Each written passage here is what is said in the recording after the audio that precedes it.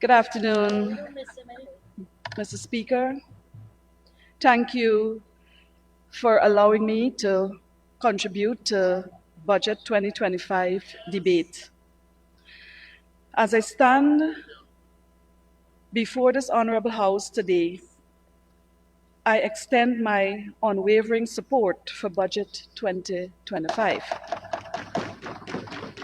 Let me immediately underscore the leadership role of the Senior Minister, Dr. Ashni Singh, responsible for finance in the Office of the President, and his dedicated and disciplined team, whose efforts and contribution ensured an early presentation of Budget 2025. Under the theme, A Secure, Prosperous and Sustainable Guyana.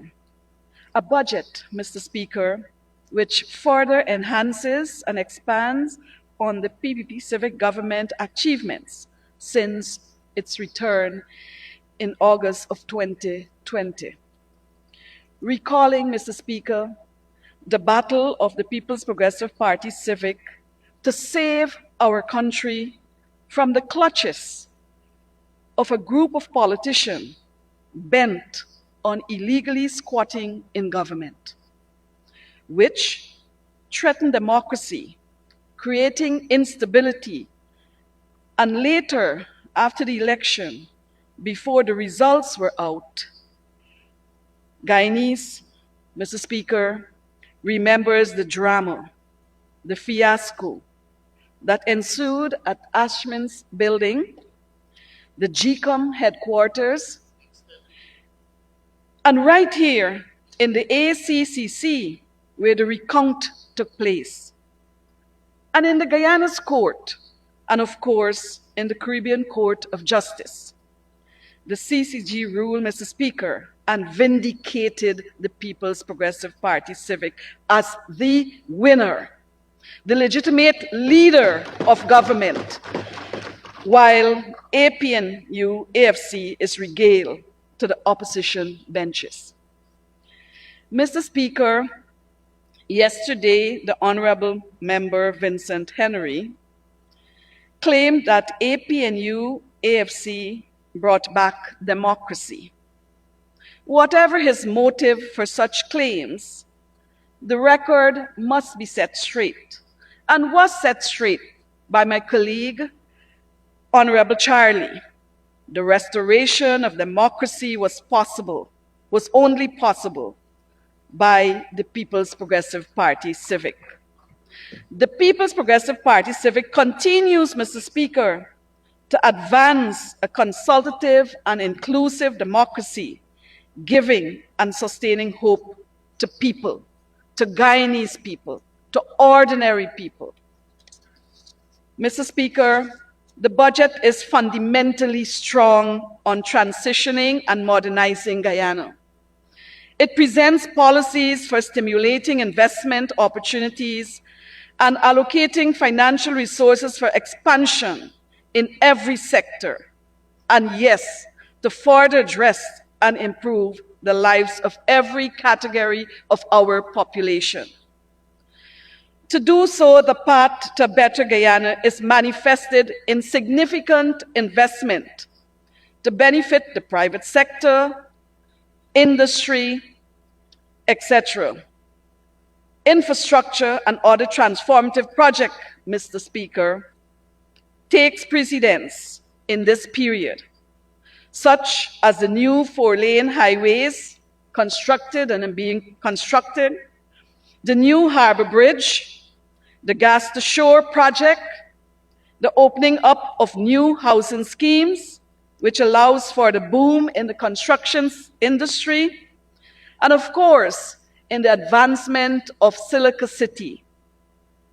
Advancing food security, Mr. Speaker, as a nation is critical and a priority.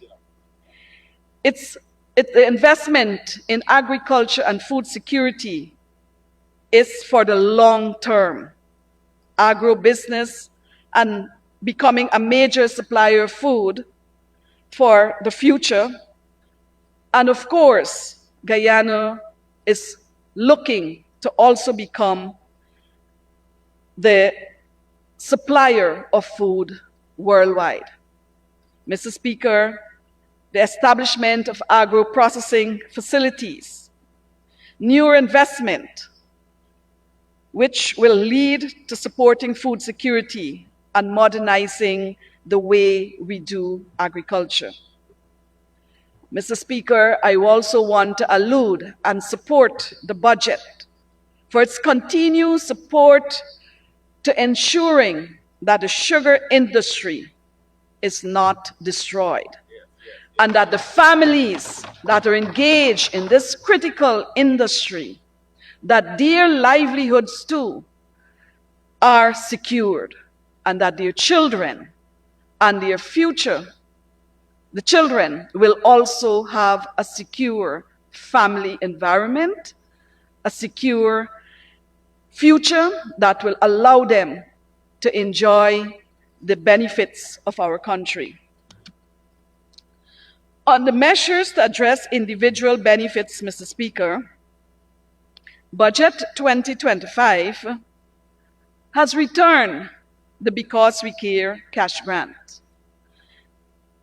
Today, this budget will ensure that children in both private and public school will receive $50,000.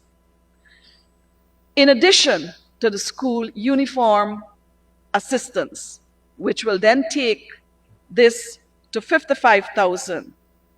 Mr. Speaker, the PPP reinstated the cash grant, much to the delight of families and, of course, the children.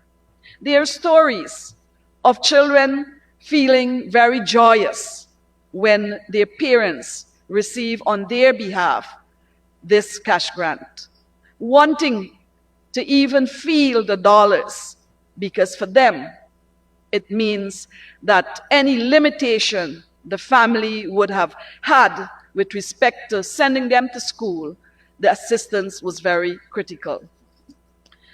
The budget also allows for increase in social assistance, increase in pension, the disability grant, and of course, the more recent grant for any Guyanese 18 years and over.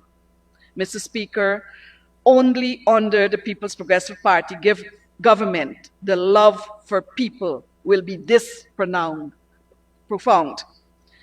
Guyana's children will face a sustainable and bright future as the People's Progressive Party civic government continues to invest in their future, from the cradle into their future. Mr. Speaker, many stories and many opinions on how this will happen has already been told in this House, and I want to add to it. We have to see the investment in our children starting from the unborn child. Pregnant mothers, Mr. Speaker, today has support in the health system. They have support in the construction of maternity waiting rooms. They will have support for the child when the child is birthed. A grant, Mr. Speaker, will then be provided annually, a school grant, to children who are registered in the schools. They will receive free textbook, free tuition at the school, both primary and secondary, and of course, the most recent measure announced by our government to eradicate fees at university, and so too fees at skill and technical training institutions. This demonstrates the priority the People's Progressive Party civic places on the human capital of our country. APNU, AFC, Mr. Speaker, wasted the opportunity for developing Guyana's human resources in the term when they spent 30 years in office, and the most recent opportunity they received when they served between 2015 and 2020. Youth development. Mr. Speaker, every budget, there arises the issue of who dismissed the CSOs. Mr. Speaker, the CSO program is a novel program which allows young Amerindians between the ages of 18 to 35 to have a second chance in their community, contributing to community development in a responsible manner. I want also, Mr. Speaker, to say that over the years of 2015 to 2020, we were accused of engaging young people because we wanted a political red brigade. Mr. Speaker, this is a sorry state of thinking by the opposition, because the young persons or the young individuals who are part and parcel of the CSO program are nominated, selected by the village council. The Ministry of Amerindian Affairs has no role in selecting the young people who are participating in this program. Mr. Speaker, the budget supports job creation, training, empowerment, and building capacities for young people. In a nutshell, it means government investment in human capital, this time focusing on youth. We have focused on children, on students. Now we are focusing on youth. The APNU AFC, while in office, destroyed the options for young Amerindians. When they were in office, during that period, it was in June of 2015 that the program was abandoned. Mr. Speaker, I want to clear the air on this allegation that we dismissed them. Mr. Speaker, it was election time. It was campaigning time. Our government, through a cabinet decision, ensured that the young CSOs or the Amerindian youths would have been paid up to April. And the incoming government, whether it be the PPP Civic or the APNU AFC, they would have had the responsibility to take the program forward. Mr. Speaker, the PPP Civic was not in office in May, neither were we in office in June. Maybe the first part of May, because election was held just shortly after the first week.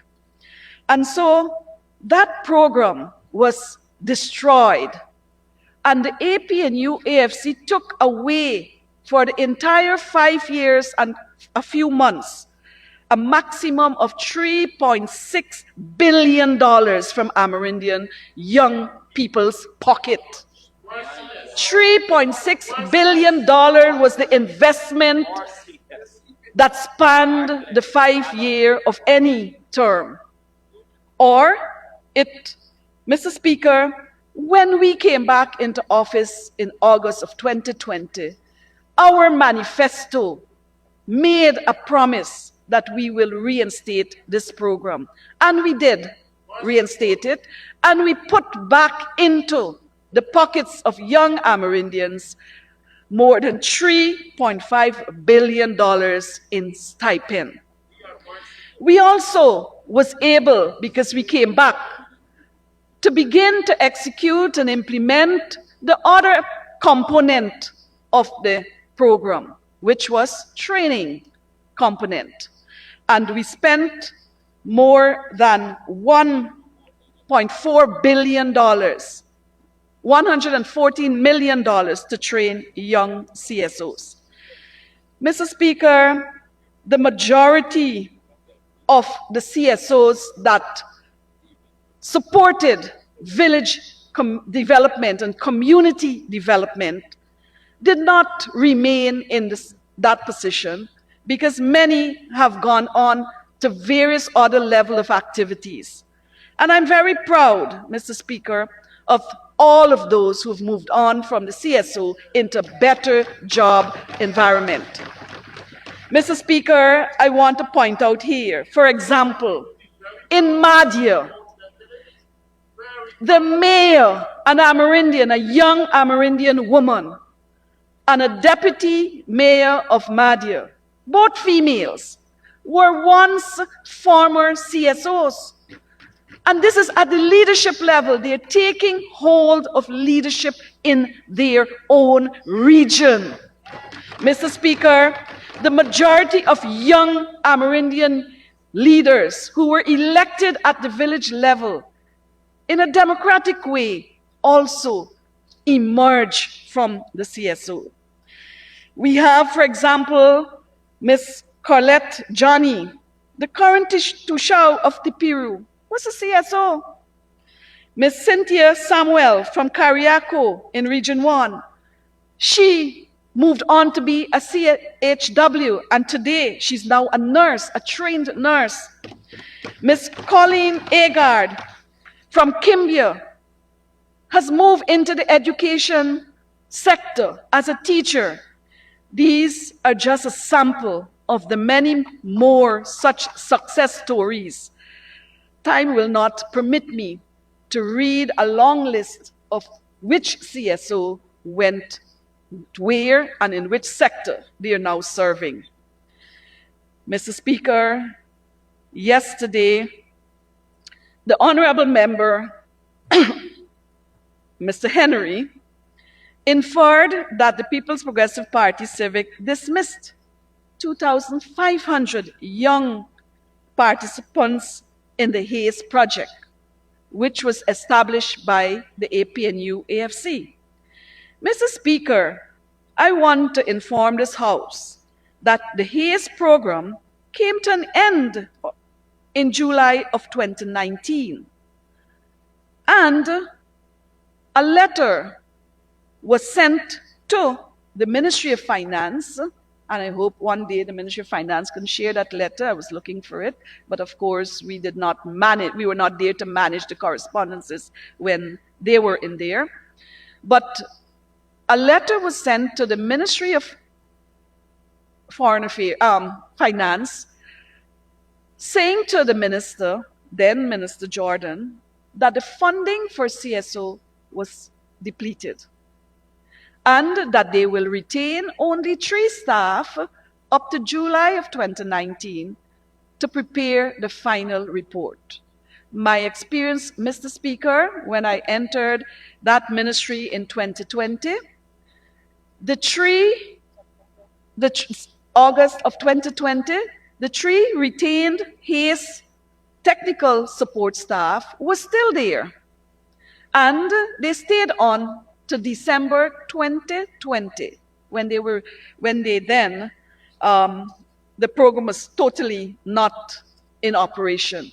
So the People's Progressive Party civic government could not have dismissed the HAZE. In fact, when you peruse the Auditor General's report of 2017, the Auditor General in that report noted that $865 million under the HAZE project was unaccounted for, or could not.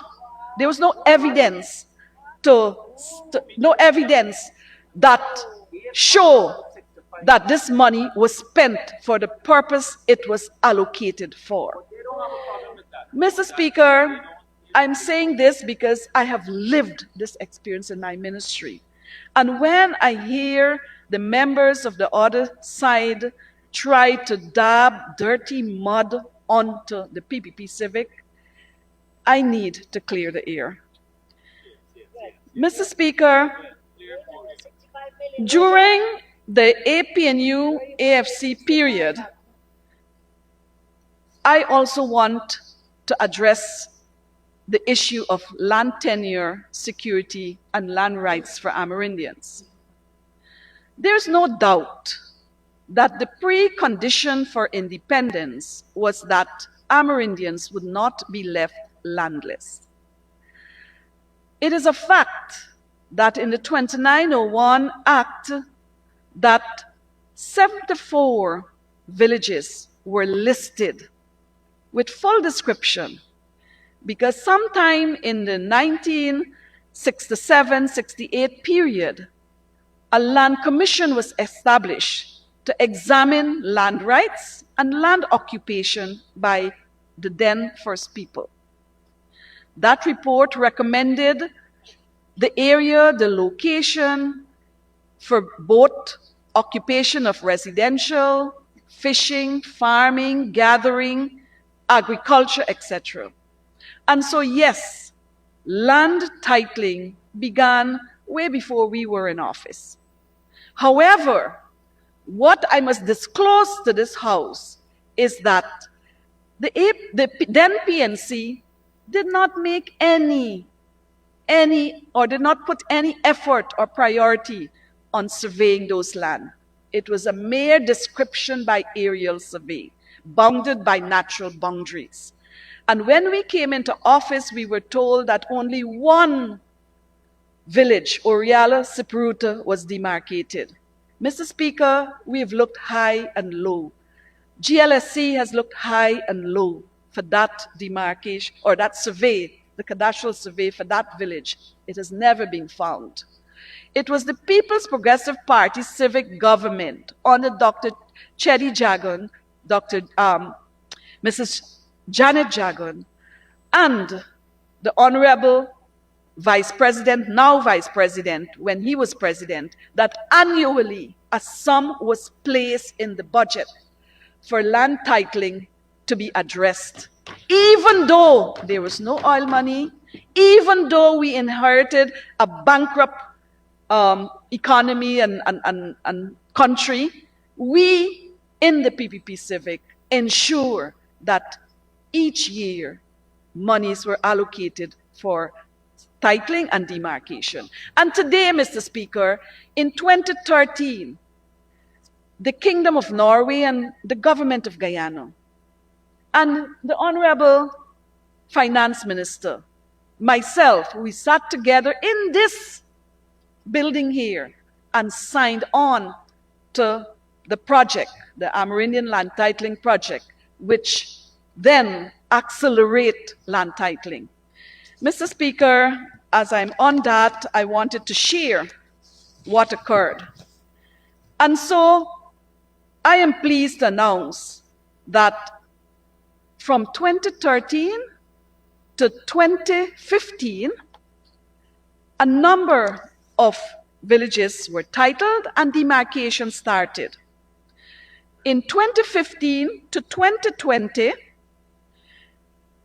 the APNU spent $2.289 billion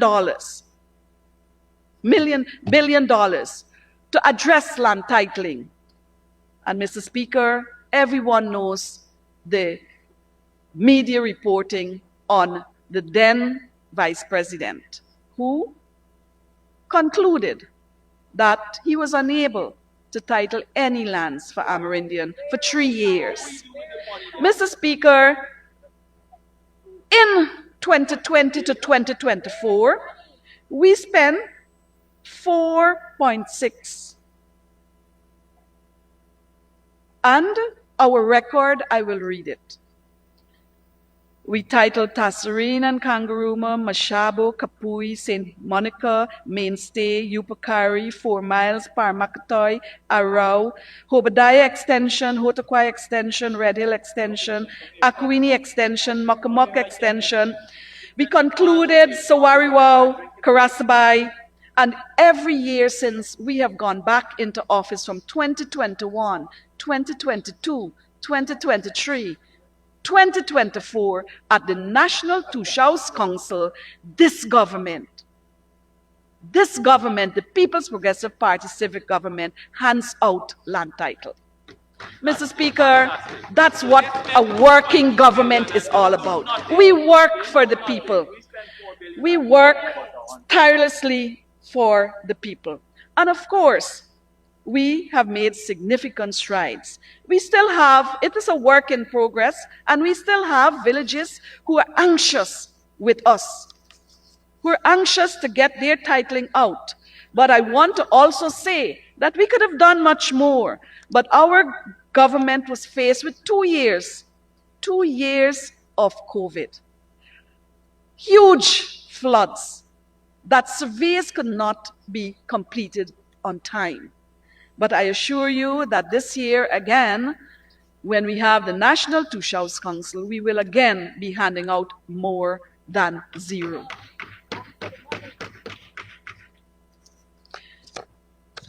Mr. Speaker, I want to turn to some investment in Amerindian community. Mr. Speaker, and how it played out with us and the APNU AFC.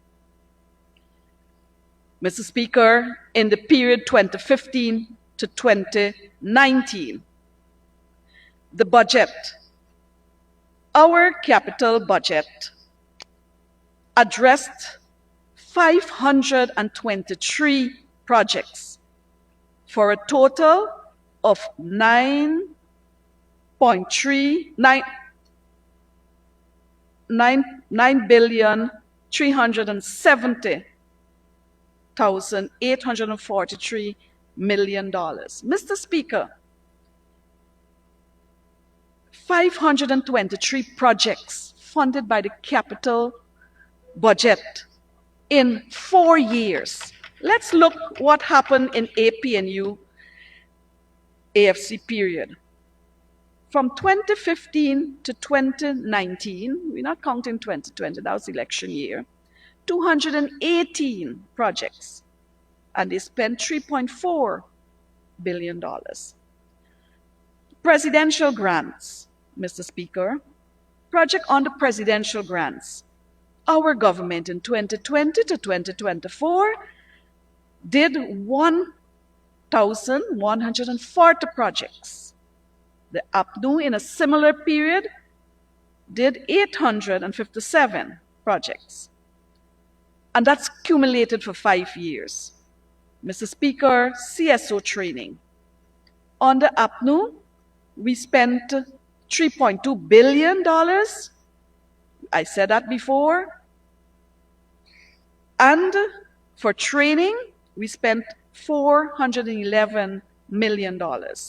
We trained 1,565 young people under the CSO program.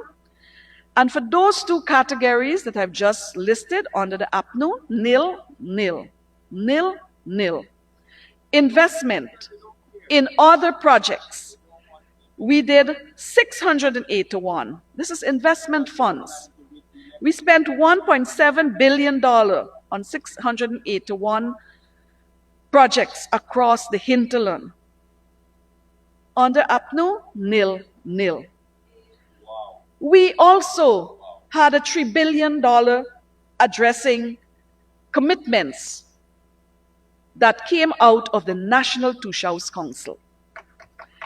We did 492 projects, spent $2.5 billion. At the National 𝐁𝐶𝐃𝐆𝐄 Council, APNU spent nil to address concerns and commitments, and so they had no cost. Mr. Speaker, in land transportation, under the budget for the period that we're speaking about, 2020 to 2024, the PPP Civic provided 226 vehicles of ATVs, pickup, trucks, and different mode of transportation. We spent $1 billion. Under APNU, 2015 to 2019, they did a mere 33 mode of transportation. Mr. Speaker, water transport. In 4 years, we delivered 269 boat and outboard engine to Amerindian riverine communities and hinterland riverine communities. Under the 5 years with APNU, only 62. Tractor and implements. Over the period, we delivered 204 tractors. On the APNU, 5 tractors. Mr. Speaker, this is a working government, a government that is investing in indigenous people's development. We are not speaking here about lip service. We are not making promises in manifesto that we fail to address. Mr. Speaker, the People's Progressive Party civic government has completed its manifesto promises to the indigenous people, all that was in the manifesto, and we have rolled out additional support. Honorable Minister, for you to give us more, you need an extension.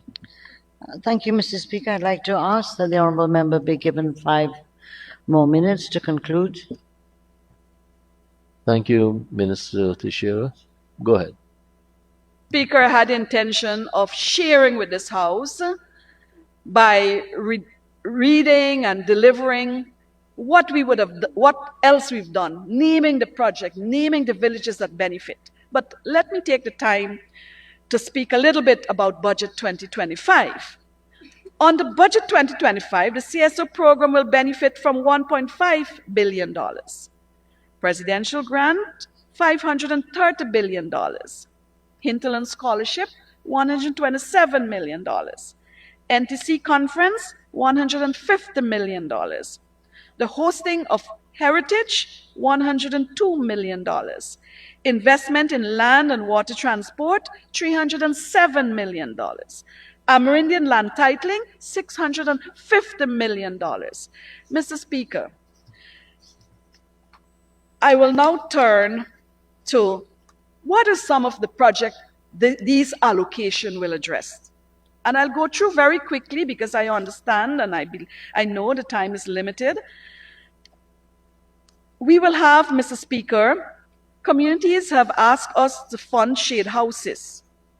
And communities in Region 1, and I'll read just a few, Eclipse Falls, Warapoka, Obadiah, Red Hill, Arukamai, Manawaring, Cariaco, Santa Cruz, and others have asked for shade houses. We don't determine what we want to give. They do a village consultation, come up with their priorities, and we address their priorities. And we have a long list of Region 1. For Region 2, shade houses, Mainstay, Mashabo, Akwini, Wakapau, Kapui, Kabakaburi, Tapkuma, Bethany. Mr. Speaker, these are villages that have asked for shade houses, fish farm, pepper cultivation, fruit farm, etc. And I can go on and on with how much support we are providing to indigenous villages so that they too can develop. They too can have economic activities that create employment and increase income. Mr. Speaker, of course, I want to also tell you that for food security, we ensure that we work within certain parameters of food security, infrastructure, tourism, economic projects, women projects, youth projects, social and productive projects.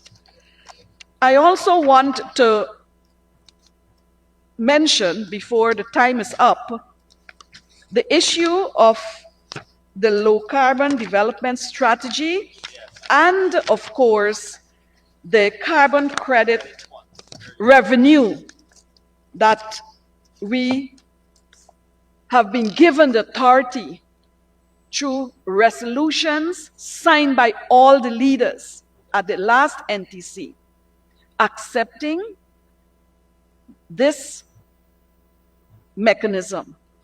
Mr. Speaker, thus far, this government has transferred to Amerindian villages 248 villages, a total of $9.6 billion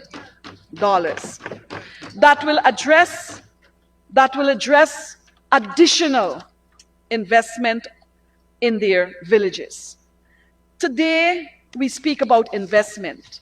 and I want to draw your attention that it's not only about farming now, but it's also about investment in mining, investment in forestry, investment in quarrying.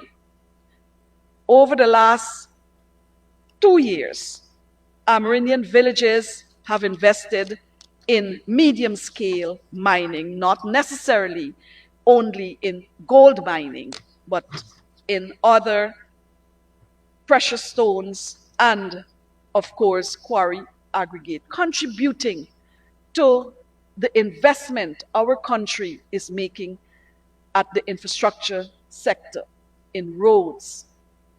Many villages today are also investing in upgrading roads, concrete roads in Region 1, Region 9, Region 8.